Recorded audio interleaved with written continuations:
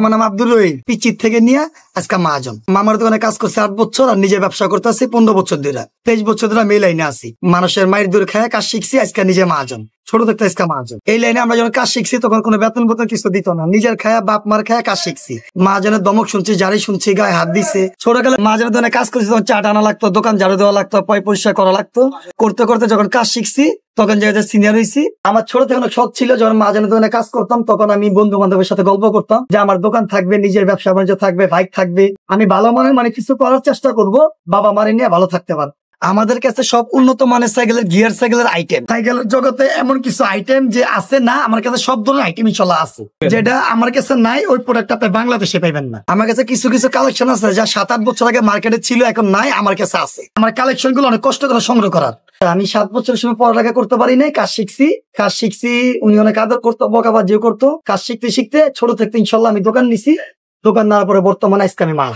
দোকানটা আমি যখন নিছিলাম তখন মানে অ্যাডভান্স ছিল 50,000 টাকা, দোকানের অ্যাডভান্স ভাড়া ছিল 2,000।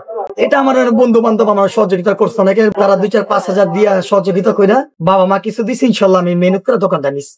হ্যাঁ, 50,000 শুরু, এর বিনিময়ে আমার আর কিছু মানুষের থেকে কেউ অনেকজন অনেক কিছু দিচ্ছে। দেখা যায় আমার এমন একটা বন্ধু 2টা তালা কিনা দিছে, হ্যাঁ, কেউ আমার একটা ঝাড়ুদার বেলচা কিনা দিছে, অনেকজন অনেক কিছু সহযোগিতা করছে। ইনশাল্লাহ এখন নিজে আর কি কষ্ট করে এটা করছে।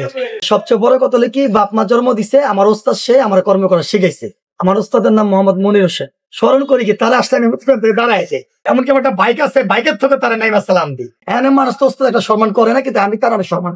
যখন আমি কাজে ঢুকছি 750 টাকা দিত, তাও উনি আমার মামা ডাকি, উনি আমার 7 টাকাও দিত না। যখন কাজ কাম শিখছি, সিনিয়র হইছি, তখন দেখে 500 টাকা সপ্তাহ হচ্ছে।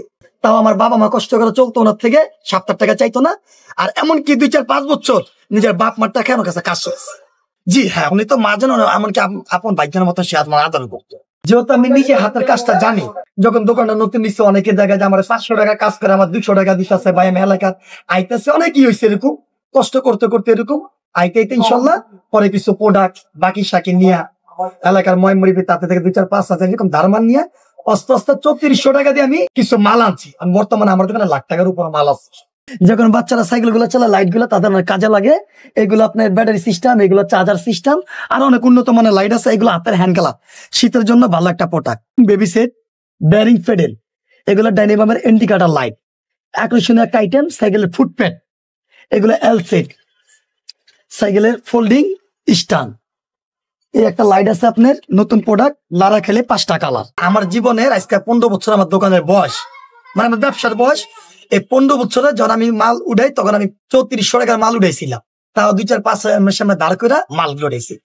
এরপর অনেক নির্যাতন হয়েছে মানুষের, অনেকে বলছে যে ব্যবসা করতে পারবেন না, কয়দিন পরে দোকান ছেড়া দিবেন, এরকম অনেকে আমার বলছে যে এই জায়গায় তো ব্যবসা টিকতে পারে না।